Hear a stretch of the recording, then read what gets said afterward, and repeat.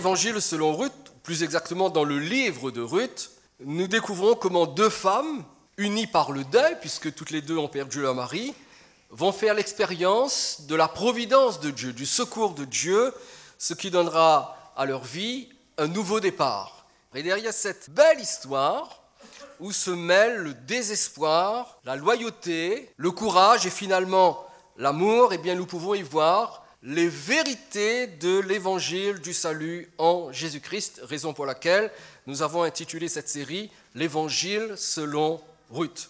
Nous avons déjà considéré les 14 premiers versets du chapitre 1 et nous avons relevé 3 de ces glorieuses vérités qui sont en filigrane tout au long du livre de Ruth, qui, je vous le rappelle, ne contient que 4 chapitres. Et ces 3 vérités sont les suivantes. Premièrement, première vérité, le péché est le principal problème de l'humanité. Il est vrai que parfois, ce problème ressort avec une forme différente. Ça peut être un problème qui se situe, qui se manifeste au niveau de notre santé, ou au niveau de notre famille, ou au niveau professionnel. Mais fondamentalement parlant, la source, la racine de ce problème, c'est le péché, le fait d'être séparé de Dieu. La deuxième vérité que nous avons appris, c'est que Jésus est l'unique remède au problème du péché. La religion ne peut pas nous permettre de surmonter le péché. L'Église ne peut pas nous libérer du péché. Le prêtre et le pasteur ne peuvent pas nous affranchir de la domination du péché. Seul le Fils de Dieu, Jésus-Christ, peut le faire. Et enfin, troisième vérité que nous avons considérée samedi dernier, la nécessité d'une réelle conversion pour vivre avec Dieu. Et nous avons vu ensemble que venir à l'église ne suffit pas. Il faut qu'il y ait une conversion profonde qui s'effectue dans le cœur pour nous rendre capables de vivre avec Dieu. Et ces 3 vérités, nous les avons découvertes dans les 14 premiers versets. Eh bien, en continuant notre lecture jusqu'à la fin du chapitre 1, c'est-à-dire du verset 15 au verset 22, nous allons découvrir ce soir la 4e vérité que nous allons intituler de la façon suivante, l'importance de la connaissance de Dieu. Et l'importance de la connaissance de Dieu est exprimée clairement par Jésus dans l'Évangile selon Jean, chapitre 17 et au verset 3, où il déclare « Or la vie éternelle », et c'est Jésus qui parle, « la vie éternelle, c'est qu'ils te connaissent, toi, le seul vrai Dieu, et celui que tu as envoyé, Jésus-Christ. » Et nous découvrons ici que le salut que Jésus désigne comme étant la vie éternelle, parce que c'est cela le salut, avoir la vie éternelle. Jésus ici ne parle pas de religion, il ne parle pas d'église, il ne parle pas de spiritualité, il parle de salut. Et le salut qui ne repose pas sur une pratique religieuse ou une appartenance à une église quelconque, mais ce salut repose sur la connaissance intime de la personne de Dieu. Et ce que Dieu veut pour chacun d'entre vous, et c'est la raison pour laquelle Jésus est venu dans ce monde, c'est que vous puissiez parvenir à cette connaissance intime de la personne de Dieu. Et dans Ruth, chapitre 1er, du verset 15 au verset 22, nous allons découvrir 2 choses qui sont attachées à la connaissance de Dieu. Et ces 2 choses sont, premièrement, l'origine de la connaissance, et deuxièmement, le contenu de la connaissance. Nous allons commencer par la première, l'origine de la connaissance, que nous allons principalement trouver chez Ruth. Concernant le contenu de la connaissance, nous allons le découvrir prioritairement chez Naomi. Tout d'abord, l'origine de la connaissance de Dieu, et nous allons enfin pouvoir lire ces fameux versets. Nous lirons du verset 15 tout d'abord jusqu'au verset 18, et nous parlons de l'origine de la connaissance de Dieu. Naomi dit à Ruth, « Voici, ta belle-sœur est retournée vers son peuple et vers ses dieux. Retourne comme ta belle-sœur. » Ruth répondit, « Ne me presse pas de te laisser, de retourner loin de toi. Où tu iras, j'irai. Où tu demeureras, je demeurerai. Ton peuple sera mon peuple et ton Dieu sera mon Dieu. Où tu mourras, je mourrai et j'y serai enterré. Que l'Éternel me traite dans toute sa rigueur, si autre chose que la mort vient à me séparer de toi. » Naomi, la voyant décidée à aller avec elle, cessa d'insister auprès d'elle. Nous avons déjà relevé que Naomi fait son possible pour empêcher ces deux belles filles de la suivre jusqu'à Bethléem, dans le pays de Juda. Et cette tentative est déjà apparue à 3 reprises seulement dans le chapitre 1. Tout d'abord dans le verset 8, nous lisons « Naomi dit alors à ses deux belles filles, allez que chacune retourne à la maison de sa mère. » Ensuite au verset 11, Naomi dit « Retournez mes filles, pourquoi voudriez-vous venir avec moi ?» Et enfin au verset 12, « Retournez mes filles, allez. » Et nous voyons donc que Naomi insiste pour que ces belles filles ne l'accompagnent pas dans son pays d'origine. Et nous avons déjà vu ensemble qu'à la 3e tentative, une de ces deux belles filles, Orpa, a finalement décidé de retourner dans le pays de Moab au sein de sa famille. Mais Ruth, elle, a choisi de rester avec Naomi. Au verset 14, nous lisons « Et elles élevèrent la voix et pleurèrent encore. Orpa baisa sa belle-mère, mais Ruth s'attacha à elle. » Et si Orpa a baisé sa belle-mère, elle l'a fait en signe d'adieu. Par ce baiser, elle a simplement voulu dire « Ok, je retourne dans ma famille, je reste dans mon pays, je ne t'accompagne pas Naomi, je reste dans mon pays. » Et voyant que la 3e tentative réussit auprès d'Orpa, eh bien Naomi va faire une 4e tentative, cette fois-ci, afin de décourager Ruth, qui, elle, semble vouloir rester. Et nous lisons au verset 15, Naomi dit à Ruth, « Voici ta belle-sœur est retournée vers son peuple. » Et verset Dieu, « Retourne comme ta belle-sœur. » Ta belle-sœur a accepté ce que je lui ai dit. Elle reste dans son pays. Fais comme ta belle-sœur. Retourne chez toi. Reste dans ton pays. Et il est intéressant de noter que Naomi déclare que le retour d'Orpa vers son peuple, après 10 ans passés avec sa belle-mère, c'est en réalité un retour vers les dieux de Moab. Retourner vers le pays de Moab, retourner vers sa famille d'origine, signifie tout d'abord et principalement retourner vers les dieux de Moab. Et voyez-vous, parmi les dieux de Moab, il y en avait un qui portait le doux nom de Kémosh. Mais ce qu'il y avait de plus moche dans ce dieu, c'est que pour l'adorer, on lui sacrifiait des enfants en les brûlant vifs. Donc, Orpa retourne dans son pays, retourne vers ses dieux, et le principal de ces dieux, c'était Kémosh. Et alors que Naomi exhorte Ruth à suivre l'exemple d'Orpa et de retourner vers son pays, eh bien, quelle a été la réponse de Ruth ? Nous l'avons lu au verset 16. Ruth répondit, « Ne me presse pas de te laisser, de retourner loin de toi. Où tu iras, j'irai. Où tu demeureras, je demeurerai. Ton peuple sera mon peuple et ton Dieu sera mon Dieu. » Et l'hébreu dit littéralement à la fin du verset, « Ton peuple, mon peuple. Ton Dieu, mon Dieu. » Ce qui dénote une totale identification de Ruth au peuple d'Israël, mais surtout au Dieu d'Israël, l'Éternel. Naomi, j'ai fait mon choix. Je choisis ton Dieu, ton pays. Je te suivrai. Inutile d'insister. Je ne vais pas te laisser rentrer seul en Israël. Je vais te suivre. Je reste attaché à toi parce que je suis déjà attaché à l'Éternel, ton Dieu. Et Ruth, donc, ne se contente pas seulement de suivre Naomi, mais quelque chose s'est passé en elle qui l'a rendue consciente de la réalité du Dieu d'Israël, au point où elle décide de suivre le Dieu d'Israël.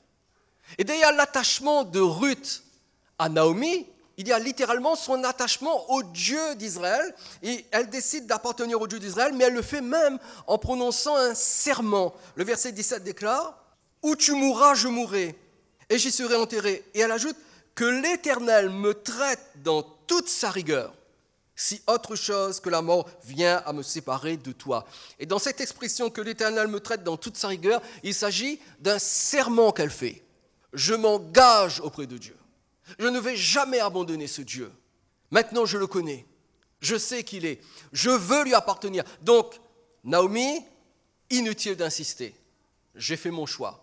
Te suivre, ce n'est pas seulement te suivre toi, prendre soin de toi parce que tu es ma belle-mère, mais je te suis parce que j'ai pris ma décision. J'ai décidé d'appartenir au Dieu d'Israël. Et voyez-vous, dans ces versets, Ruth fait l'une des plus belles confessions de foi de toute la Bible. Et elle démontre que sa décision était mûrement réfléchie, qu'elle savait ce qu'elle faisait et surtout qu'elle ne le faisait pas à la légère. Ton Dieu, c'est mon Dieu. Ton peuple, c'est mon peuple. Où tu mourras, je mourrai. Alors, inutile d'essayer de me décourager.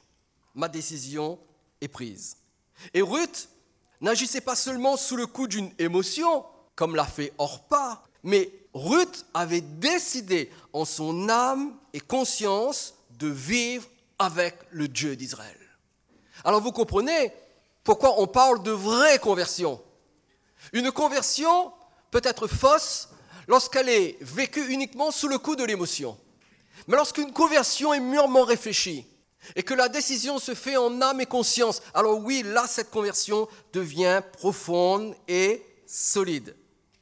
Et ce pas de foi de la part de Ruth, qui décide d'aller dans le pays de Naomi, eh bien, signifiait pour elle une coupure totale avec sa propre famille, avec son pays, avec sa culture, avec sa religion. Mais rien ni personne ne pouvait la détourner de sa décision. Au point où le verset 18 déclare « Naomi, la voyant décidée à aller avec elle, cessa d'insister auprès d'elle. » L'hébreu dans l'original dit littéralement « La voyant décidée à aller avec elle, Naomi cessa de lui parler. » Et vous savez très bien que lorsque deux femmes cessent de parler, voire même que deux femmes cessent de se parler, il y a un problème. Nous les hommes, nous pouvons très bien nous taire, mais deux femmes. Hello les hommes, je peux avoir un peu de soutien masculin? Quand deux femmes cessent de se parler, vous savez qu'il y a un souci. Et il y avait là un souci parce que Naomi ne voulait pas que Ruth l'accompagne. Ruth était une charge pour elle. Alors elle cesse de parler. Naomi ne comprend pas la décision de Ruth. Elle ne comprend pas pourquoi Ruth décide d'aller ainsi avec elle. Mais elle a dû se rendre à l'évidence. Ruth était vraiment, mais alors vraiment décidée. Elle suivrait sa belle-mère où elle irait, elle ferait partie du même peuple, elle adorerait le même Dieu, et ce, jusqu'à la mort. Il était impossible de lui faire changer d'avis. Alors cela m'a amené à me poser une simple question que je voudrais partager avec vous ce soir. Comment Ruth, cette Moabite, qui n'avait jamais vécu en Israël, qui n'avait jamais pratiqué le culte du judaïsme, comment Ruth est-elle arrivée à un tel engagement envers Naomi, mais surtout envers le Dieu de Naomi? Comment? Eh bien, une seule réponse est possible. Si Naomi est arrivée à un tel engagement vis-à-vis du Dieu d'Israël, c'est parce qu'il y a eu une rencontre secrète et invisible avec Dieu qui a changé le cœur de Ruth. Si Ruth a pu avoir cette force de caractère, si Ruth a pu prendre une décision aussi profonde, aussi ferme de s'attacher à Dieu, c'est parce qu'il y a eu entre elle et Dieu une rencontre. Rencontre secrète, rencontre invisible, mais rencontre qui a changé son cœur. Or, voici ce qu'il faut savoir au sujet d'une rencontre avec Dieu. L'homme ne peut pas prendre l'initiative d'une rencontre divine qui transforme son cœur. Cette initiative ne peut venir que de Dieu. En d'autres termes, vous ne pouvez pas, vous, qui que vous soyez, décider de rencontrer Dieu. Cette initiative d'une rencontre entre Dieu et vous dépend uniquement de la personne de Dieu. Vous pouvez rencontrer les grands de ce monde et par un jeu subtil d'influence, vous et moi, nous pouvons nous arranger pour rencontrer par exemple un chef d'État ou un artiste ou une célébrité quelconque, etc. Mais ce n'est pas ainsi que ça marche avec Dieu. On ne peut pas utiliser un jeu d'influence pour rencontrer Dieu. Vous ne pouvez pas dire ce soir, j'irai dans telle église, je prendrai contact avec tel pasteur ou tel prêtre, avec le pape même, pour rencontrer Dieu. Non, ça ne marche pas. Parce que la rencontre avec Dieu ne peut provenir que de l'initiative de Dieu. Elle ne vient pas de l'initiative humaine. On ne rencontre Dieu que si Dieu lui-même vient à notre rencontre et qu'il opère en nous un changement si profond que nous entrons dans une sphère de vie nouvelle où la connaissance de Dieu devient possible. Mais cette action ne peut venir que de Dieu. Et c'est un miracle. Et ce miracle, le Nouveau Testament l'appelle la régénération ou la nouvelle naissance. C'est exactement ce que Jésus a dit à Nicodème. Regardez Jean chapitre 3, verset 3. Et nous sommes en train de répondre à cette question. Quelle est l'origine de la connaissance de Dieu? Nous parlons de la vraie connaissance du vrai Dieu. Nous ne parlons pas d'une connaissance quelconque d'un Dieu quelconque. Nous parlons de la vraie connaissance du vrai Dieu. Nous ne parlons pas de spiritualité, non. Nous parlons de la vraie connaissance du vrai Dieu. Et cette vraie connaissance du vrai Dieu ne peut survenir que s'il y a nouvelle naissance, régénération spirituelle.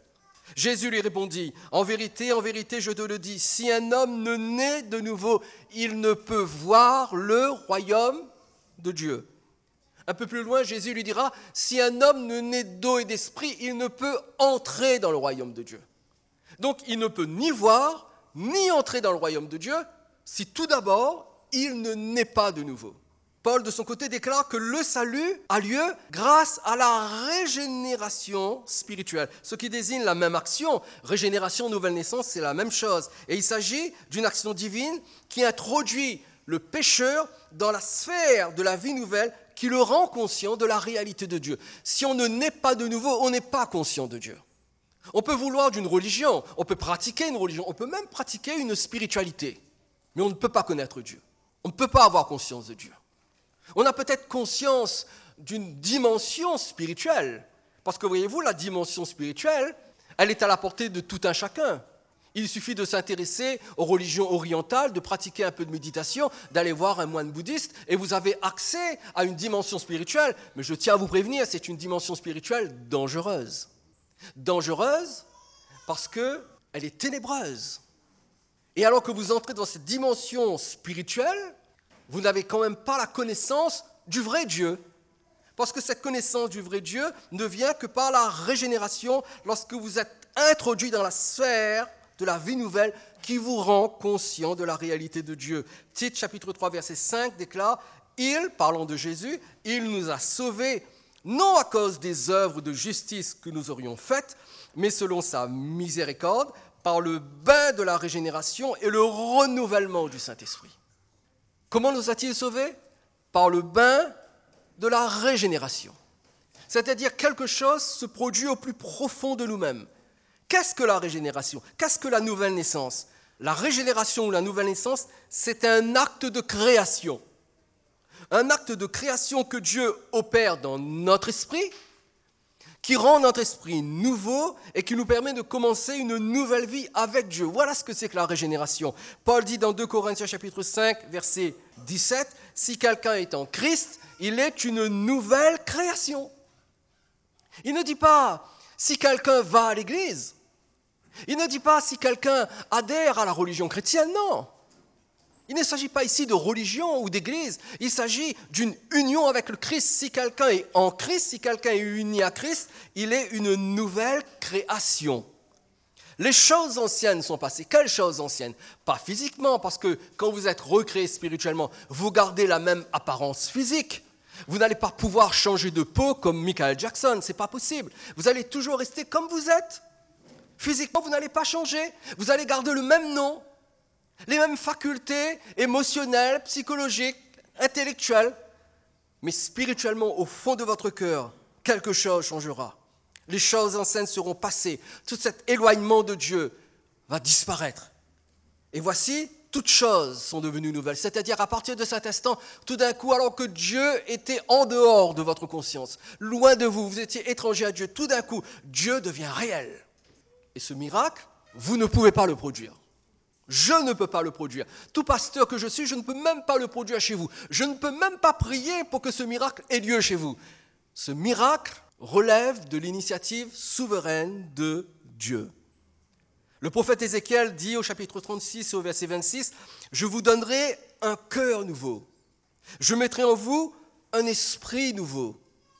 J'ôterai de votre corps le cœur de pierre et je vous donnerai un cœur de chair. » Quelquefois, on se dit, mais pourquoi tel individu a changé autant? Il va à l'église, mais il est différent maintenant. Il y a quelque chose qui a changé en lui. Je vais vous dire ce qui a changé en lui. Il a reçu un cœur nouveau, un esprit nouveau. Écoutez, c'est simple, on ne peut pas se forcer à marcher avec Dieu. On ne peut pas se forcer à croire en Dieu. On ne peut pas se forcer à vivre avec Dieu. Il faut que Dieu opère cette transplantation cardiaque spirituelle en nous, qu'il mette en nous un cœur nouveau, pas un cœur physique, non, il s'agit ici du cœur de l'esprit, un cœur de nature spirituelle. Il faut que Dieu mette en nous ce cœur nouveau, et Dieu veut le faire, il veut le faire, et il peut le faire, lui seul peut le faire. L'homme ne peut pas le faire, la religion ne peut pas le faire. Et quand ça arrive, nous quittons une vie où malgré la religion, Dieu est non seulement absent, mais Dieu est aussi notre juge. Tant que nous ne sommes pas nés de nouveau, tant que nous ne sommes pas régénérés spirituellement, Dieu est notre juge. Cependant, quand nous naissons de nouveau, Dieu cesse d'être notre juge, Dieu devient notre Père. Et nous devenons ses enfants. Jean chapitre 1er, versets 12 et 13, mais à tous ceux qui l'ont reçu, parlons de Jésus, à ceux qui croient en son nom, elle a donné le pouvoir de devenir enfant de Dieu. Ce qui montre bien qu'on ne naît pas enfant de Dieu. Ce n'est pas parce qu'un petit bébé a été baptisé avec 3 gouttes d'eau et un peu de poussière sur sa tête lorsqu'il avait, je ne sais pas, quelques mois, qu'il est enfant de Dieu. Absolument pas. Non, on doit devenir enfant de Dieu. Et on devient enfant de Dieu, que dit la suite du verset ? Lesquels sont nés non du sang, ni de la volonté de la chair, ni de la volonté de l'homme, mais de Dieu. Je deviens un enfant de Dieu en naissant de Dieu. Je ne nais pas avec la force de ma volonté. Ce n'est pas non plus une naissance héréditaire. Écoutez, c'est simple, les enfants d'un chrétien ne sont pas chrétiens. Les enfants d'un chrétien doivent devenir chrétiens, comme papa et maman, parce qu'on devient enfant de Dieu.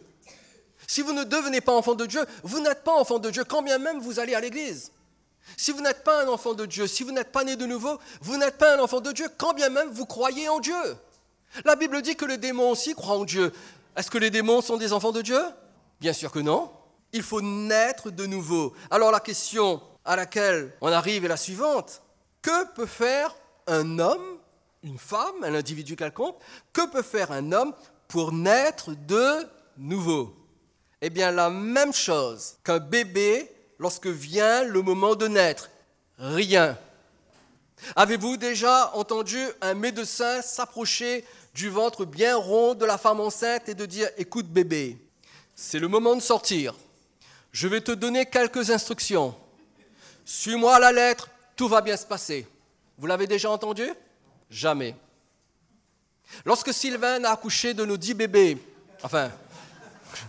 lorsqu'elle a accouché de nos 2 bébés, j'étais là lorsque le premier bébé est venu au monde. Pourquoi ? Parce que nous étions dans la maison de mes parents à l'entre-deux. Lorsqu'est arrivé le moment pour Sylvain de donner naissance à notre cher fils Michael, et quand vous le voyez aujourd'hui, vous vous rendez compte que tout s'est bien passé quand même. Mais au moment où c'est arrivé, moi personnellement, je n'en menais pas large parce que voyez-vous, au moment où Sylvain allait accoucher, le médecin est arrivé et il m'a dit « Monsieur Babef, venez, vous allez m'aider. » Je dis « Moi et toi ?» J'étais désarmé. Et ce jour-là, à ce moment précis, j'aurais aimé que tous les membres de l'église, parce que j'étais déjà pasteur, j'aurais aimé que les membres de l'église m'appellent pour que je vienne faire une visite pastorale chez eux. Personne ne m'a appelé. Il fallait que je reste et que j'assiste. Et quand est venu le moment, il m'a dit « Alors venez m'aider » parce qu'il fallait faire une espèce de manipulation, je ne pourrais pas rentrer dans les détails, mais il fallait que je le fasse. Et je l'ai fait. Oh mon Dieu. Je suis passé par toutes les couleurs de l'arc-en-ciel. Et à la fin, mon père, en m'apercevant, m'a dit « Écoute Eric, viens, assieds-toi là. » Il m'a servi un bon rhum arrangé, bien serré. Je vous le dis, jamais rhum arrangé n'a été aussi sanctifié que ce rhum arrangé-là. Et ce jour-là, j'ai su pourquoi j'étais un homme de sexe masculin mâle. Je sais pourquoi. Pour ne pas accoucher. Mais voyez-vous, si moi j'ai dû assister le médecin, dans ma faible mesure, avec mes jambes qui tremblaient, le bébé, lui, n'a rien fait. Absolument rien fait. Après 9 mois dans le ventre de la mère, la naissance se produit et le nouveau-né arrive dans le monde extérieur. Un point, c'est tout. Et c'est un vrai mystère, n'est-ce pas ? Eh bien, c'est le même mystère qui entoure la nouvelle naissance. Vous ne pouvez rien faire pour naître de nouveau. L'homme ne peut rien faire pour naître de nouveau. C'est pour cela que Jésus a dit à Nicodème en Jean chapitre 3, verset 8, « Le vent souffle où il veut et tu en entends le bruit, mais tu ne sais d'où il vient, d'où il va. Il en est ainsi de tout homme qui est né de l'Esprit. » Et Jésus dit ici que l'initiative de la nouvelle naissance repose entre les mains du Saint-Esprit et non celle de l'homme. Naître de nouveau, c'est naître de l'Esprit. L'homme ne peut absolument rien faire. Et réalisant son incapacité naturelle à produire la nouvelle naissance, à produire la régénération spirituelle dans sa propre vie, Nicodème va poser une question que vous vous posez peut-être vous-même. Il dit au verset 9, Jean 3, 9, Nicodème lui dit « Comment cela peut-il se faire ?» Et pour seule réponse, Jésus lui dit dans Jean chapitre 3, verset 16, « Car Dieu a tant aimé le monde, qu'il a donné son Fils unique, afin que quiconque croit en lui ne périsse point, mais qu'il ait la vie éternelle. » Cela signifie que si l'homme ne peut pas participer à sa nouvelle naissance, il est appelé à croire dans la mort de Jésus sur la croix. Et cette confiance, cette foi qu'il place dans la mort de Jésus sur la croix, lui donne accès à la vie éternelle. C'est comme si Jésus disait à Nicodème, « Tu veux savoir comment cette nouvelle naissance est possible, Nicodème ? Eh bien, c'est au-dessus de ta capacité.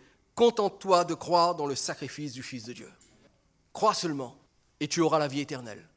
Crois seulement, et le Saint-Esprit viendra, et le Saint-Esprit te fera naître de nouveau. Le Saint-Esprit va te régénérer. Tu vas entrer dans cette sphère où Dieu devient réel. Parce que s'il n'y a pas cette nouvelle naissance, tu ne peux ni voir, ni entrer dans le royaume de Dieu. Et voyez-vous, Ruth, et je ne sais pas comment la chose s'est déroulée, d'ailleurs le texte ne nous dit rien, mais Ruth a connu ce miracle d'une façon mystérieuse et totalement invisible aux yeux de la chair. Quelque chose s'est produit dans le cœur de Ruth. Il y a eu une révélation, il y a eu un toucher de Dieu, où le Dieu d'Israël, qui n'était pas son peuple, ce n'était ni son peuple, ni sa culture, ni sa religion, eh bien ce Dieu est devenu réel en elle. Elle est entrée dans cette sphère où Dieu n'était plus seulement le Dieu d'Israël, mais il était devenu son Dieu, au point où elle a dit « Ton Dieu, mon Dieu. Ton peuple, mon peuple. Je suis prêt à te suivre. J'ai décidé de changer. J'ai décidé de tourner la page. C'en est fini pour moi, le culte de Kémosh. C'en est fini pour moi de voir les enfants être brûlés vifs en sacrifice à ce démon immonde. C'en est fini pour moi. Aujourd'hui, mon Dieu, c'est le Dieu d'Israël, c'est l'Éternel. Cela nous amène à notre deuxième point, le contenu de la connaissance de Dieu. Nous savons d'où vient cette connaissance. Elle est le produit d'une œuvre de régénération de Dieu dans notre cœur. Et je prie que Dieu fasse cette œuvre dans le cœur de chacun d'entre vous, parce que vous comprenez, moi je ne peux pas l'accomplir pour vous. Tout prédicateur que je suis, c'est Dieu qui peut le faire. Et je prie pour que cela arrive. Mais deuxièmement, qu'est-ce qu'il y a dans cette connaissance de Dieu ? Cela nous amène à lire du verset 19 au verset 22. Elles firent ensemble le voyage jusqu'à leur arrivée à Bethléem. Et lorsqu'elles entrèrent dans Bethléem, toute la ville fut émue à cause d'elles, et les femmes disaient « Est-ce là Naomi ?» Et elle leur dit « Ne m'appelez pas Naomi, appelez-moi Mara, car le Tout-Puissant m'a rempli d'amertume. J'étais dans l'abondance à mon départ, et l'Éternel me ramène les mains vides. Pourquoi m'appelleriez-vous Naomi, après que l'Éternel s'est prononcé contre moi et que le Tout-Puissant m'a affligé ?» Ainsi revint du pays de Moab Naomi et sa belle-fille, Ruth, la Moabite. Elles arrivèrent à Bethléem au commencement de la moisson des orges. Alors dans ce passage, nous voyons que Naomi et Ruth arrivent à Bethléem. Après un voyage d'une centaine de kilomètres qui pouvait durer jusqu'à 10 jours. Et en faisant des recherches, j'ai découvert que pour sortir de Moab et pour arriver jusqu'à Bethléem, il y avait des descentes avec 1300 mètres de dénivelé et des montées avec 1100 mètres de dénivelé. Apparemment, ce n'était pas un voyage facile.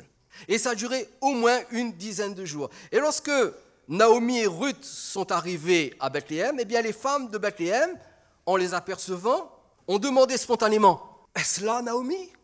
Ça faisait 10 ans qu'elle était partie.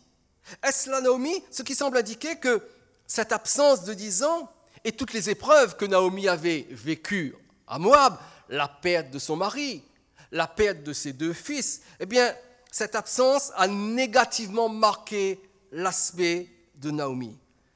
Et en proie à la dépression, parce que Naomi revient dépressive. Elle demande à ce qu'on ne l'appelle plus Naomi. Elle dit non, ne m'appelez plus Naomi, appelez-moi Mara. Pourquoi ? Parce que Mara signifie amertume. Et il y avait tellement d'amertume dans son cœur, à cause de ces épreuves, qu'elle a dit appelez-moi amertume, alors que le nom Naomi signifie gracieuse et belle. Je ne suis plus gracieuse, je ne suis plus belle, je suis une femme amère. Et cela en dit long sur son état général. Ensuite, Naomi justifie cette étrange demande « Appelez-moi Mara », ce qui nous permet de comprendre les raisons de sa dépression. Elle confesse, et nous l'avons lu au verset 20 et 21, elle confesse que c'est Dieu qui a permis que toutes ces épreuves s'abattent sur elle. C'est ce qu'elle confesse au verset 20 et 21. Et voyez-vous, cela nous renseigne sur le contenu de la connaissance que Naomi possède de Dieu. Elle reconnaît la souveraineté de Dieu dans tout ce qui lui arrive.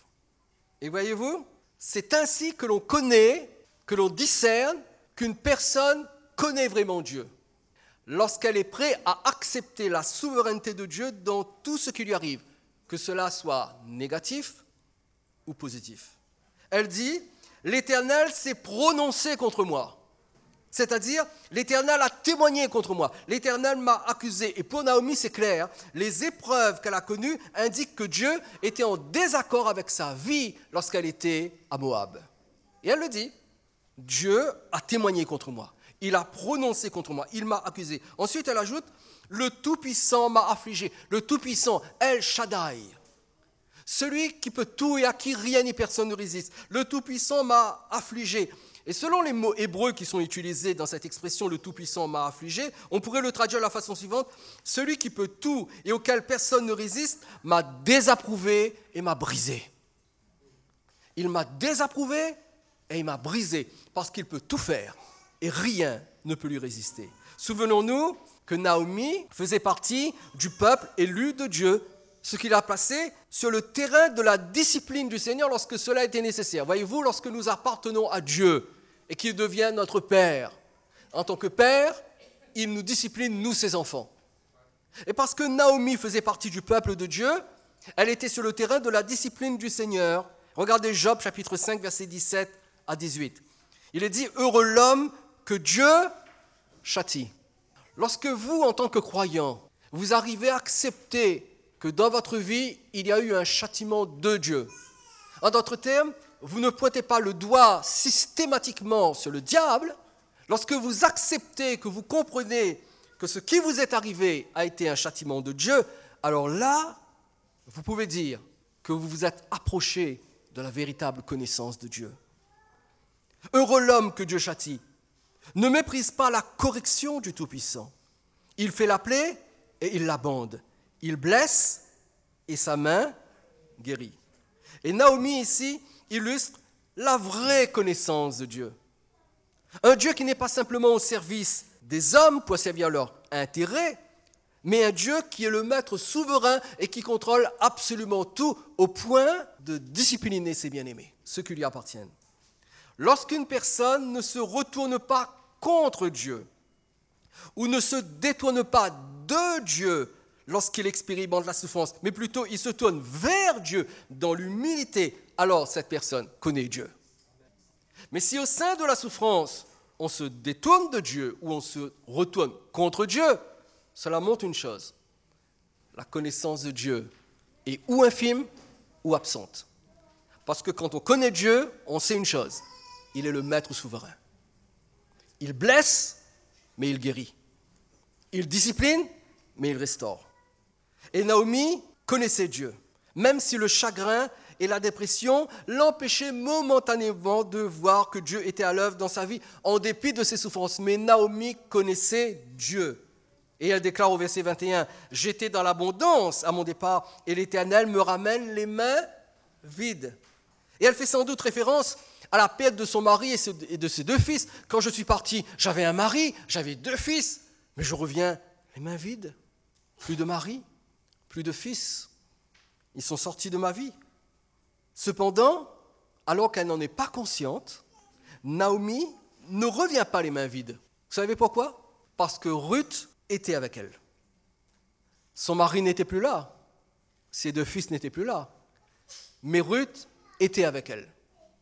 Et sa rencontre avec Ruth, et le fait que Ruth l'accompagne en Israël, tout cela provient de la souveraineté de Dieu, qui dans sa providence a prévu que Ruth accompagne Naomi pour la soutenir. Et la suite du récit montrera combien Ruth va jouer un rôle capital dans la restauration sociale de Naomi, parce que c'est grâce à Ruth que Naomi pourra rentrer dans un nouvel héritage.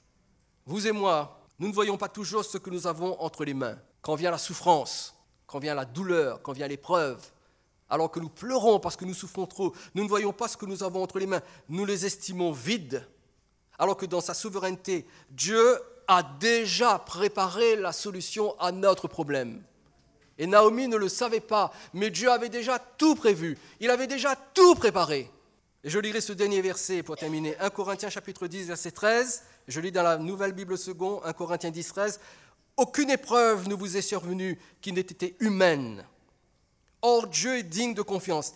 Il ne permettra pas que vous soyez mis à l'épreuve au-delà de vos forces. » Ce qui veut dire que dans cette épreuve que vous vivez, si Dieu l'a permis, c'est parce que non seulement vous êtes capable de la supporter, même si vous n'en avez pas l'impression, mais surtout, et la suite du verset nous le dit, avec l'épreuve, il ménagera aussi une issue pour que vous puissiez la supporter. Si vous êtes du côté de Dieu, si vous appartenez à Dieu, et que Dieu, dans sa souveraineté, permet l'épreuve dans votre vie, alors sachez qu'avec cette épreuve, il a déjà ménagé une issue. Et cette vérité n'est jamais aussi bien illustrée que dans le livre de Ruth, parce que voyez-vous, notre texte se termine au verset 22 ainsi. Elles arrivèrent à Bethléem, quand ? Au commencement de la moisson des orges. Et cette déclaration a une grande importance. Le retour à Bethléem de Ruth et Naomi se déroule au moment où commence la moisson des orges, et c'est vraiment l'issue idéale de la part de Dieu, non seulement pour les sauver de la faim, de la famine, mais aussi pour pourvoir un foyer pour Naomi et pour Ruth. Parce que le Dieu qui se rencontre par la régénération spirituelle, c'est aussi le Dieu souverain qui dirige tous les événements en faveur de ceux et de celles qui lui ont soumis leur vie. Et nous verrons la prochaine fois comment la moisson des orges, qui commence au moment où elles arrivent à Bethléem, a été la porte de secours. Et c'est au moyen de la moisson des orges que Ruth et Naomi sont sauvées d'une mort certaine et rencontrent celui qui va prendre soin d'elles, qui va littéralement les adopter, qui va même se marier avec Ruth et donner un enfant à Ruth pour que la famille continue d'exister et pour ainsi sauver Naomi. Ma question ce soir va être la suivante. Qu'en est-il de vous ? Nous avons parlé de Naomi, nous avons parlé de Ruth, mais vous, votre vie à vous, où en êtes-vous ? Quelles sont vos épreuves ? Quelle est votre souffrance ? Est-ce que vous savez que Dieu a déjà prévu un moyen pour vous de vous en sortir ? Mais pour que vous puissiez voir la main souveraine de Dieu entrer dans votre vie et tout fixer, vous devez faire une chose. Vous devez venir à lui dans l'humilité et lui dire « Seigneur, donne-moi un cœur nouveau. Introduis-moi dans cette relation intime avec toi. » Et si vous entrez dans cette relation intime avec Dieu, la main de Dieu va se mettre à l'œuvre dans votre vie et il va réparer ce que vous ne pourrez pas réparer vous. Il a fait pour Ruth, il a fait pour Naomi, il veut le faire pour vous.